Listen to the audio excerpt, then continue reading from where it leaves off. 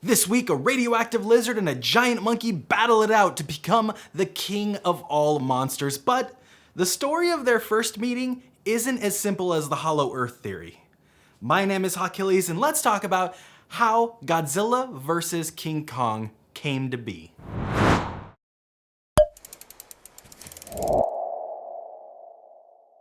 Before we get started, I wanted to thank this week's sponsor, Raid Shadow Legends. Raid just celebrated its 2nd year anniversary, and to commemorate the special occasion, they're letting me give away a special gift package to all new PC players. That's an awesome epic champion, 50 gems, 100,000 silver, and 3 ancient shards, all for free. So hit the link below to download and come play some Raid Shadow Legends with me over at twitch.tv/Achilles. I'll be streaming it all week, and I need kind of the most help I can get. How come you suck? I lack confidence. Godzilla vs. Kong hit theaters and HBO Max on March 31st, reigniting a rivalry that dates back all the way to 1962. I won't review the movie here, you got a ton of places to go for that, but what I do want to tell you is the amazing and slightly nefarious origin of how this story came to be. You see, back in 1960, Willis O'Brien, an animator from the original King Kong movie, had an idea for the next big cinematic cash cow, King Kong meets Frankenstein. Frankenstein's monster had already shared the silver screen with some iconic monsters such as Dracula or the Wolfman. Heck, even Abbott and Costello got in on the action. But his last outing was 12 years earlier in 1948.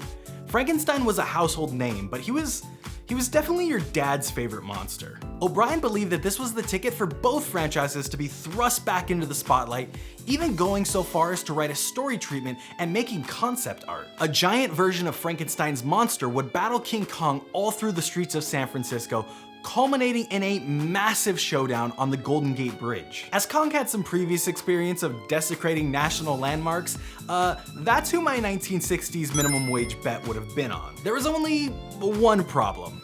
You see, the iconic likeness of Frankenstein's monster belonged to Universal. O'Brien ended up changing the original idea into King Kong versus the Ginko.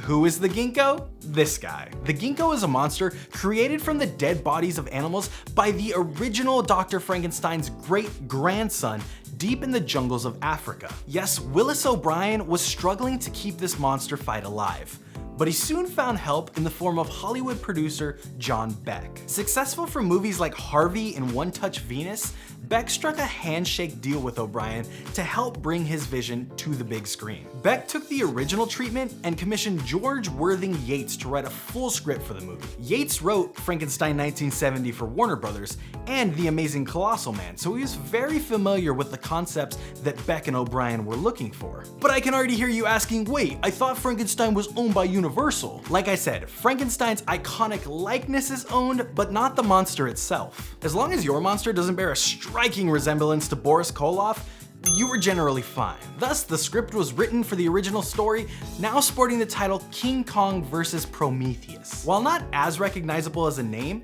the title was taken from Mary Shelley's original novel title, Frankenstein, or the modern Prometheus. At the end of the day, Frankenstein isn't really the monster's name anyways, so it kinda made sense. And, you know, just in case legal reasons. Damn brat, I'll sue! With script in hand, Beck hit the streets to find a studio interested in making Kong vs. Prometheus, ultimately starting a Hollywood bidding war as the film went on to be recognized as one of AFI's most influential films of all time.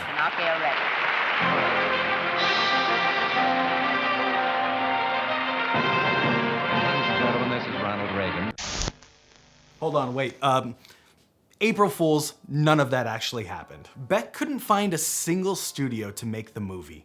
The high price of stop motion animation made a lot of people uneasy and is what in the end drowned the project. In fact, when a studio had suggested that Beck and O'Brien use suits and miniatures, as was popular at the time, O'Brien was completely against the idea. A sentiment shared by original King Kong director Marion C. Cooper. He would later write, "I was indignant when some Japanese company made a belittling thing to a creative mind called King Kong vs. Godzilla.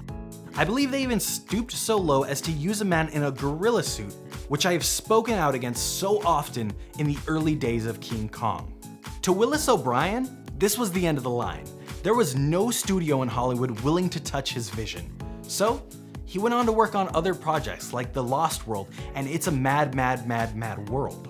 John Beck, on the other hand, had different plans. He stopped contacting O'Brien after their Tinseltown failure, but he never stopped trying to push the movie. Beck decided that if no one stateside would make this project, then he would venture overseas. He was so determined that he essentially cut Willis O'Brien out of the project altogether.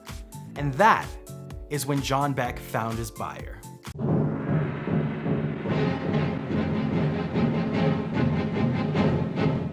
Toho was looking for projects for their 30-year anniversary, so when John Beck approached them with King Kong vs. Prometheus, Toho jumped at the opportunity. Not because they were like huge fans of Frankenstein or anything, Toho just had their own giant monster that was in need of a revitalization. Godzilla was a huge hit for Toho in 1954, but his second outing, Godzilla Raids Again the following year, was much less of a success. So the King of Kaiju lay dormant, waiting for Toho to come up with an idea that would captivate audiences again, when suddenly, one fell right into their lap. Eiji Tsuburaya, the original special effects director for Godzilla, was such a big King Kong fan that he postponed all his other projects in order to work on this movie. In a newspaper interview, he stated, "It makes me emotional because it was King Kong that got me interested in the world of special photographic techniques when I saw it in 1933. Toho brought in original Godzilla director Ishiro Honda and was ready to reintroduce their radioactive monster with the help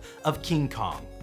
And make no mistake, King Kong was the star of this show. So much so that King Kong got top billing in this movie, which is a stark contrast to the movie that just came out this week. King Kong vs. Godzilla was an absolute banger at the Japanese box office, becoming the 4th highest grossing movie that year with 1.29 billion yen. Godzilla was back on the map, and Toho started pumping out films faster than baby bunny rabbits. John Beck, having secured his bag and the film rights in other countries, sold them for $200,000 to the original owners of Frankenstein's iconic likeness, Universal. Willis O'Brien was not credited on the project and contemplated suing John Beck for intent to defraud, but ultimately didn't have the money for a lengthy legal battle with the Hollywood producer. Willis O'Brien died 4 months after King Kong vs. Godzilla's Japanese release on November 8th, 1962, at 76 years old. And without all that, we might not have the MonsterVerse Battle Royale that hit theaters this week.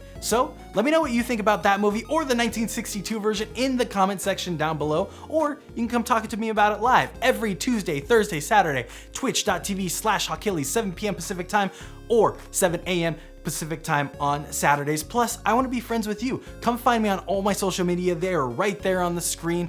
Don't forget to henshin that like button into a blue boy or rider kick that subscribe button. I would be super, super Sentai grateful. Thank you so much for watching. I am Hawkillies, and I will see you next time.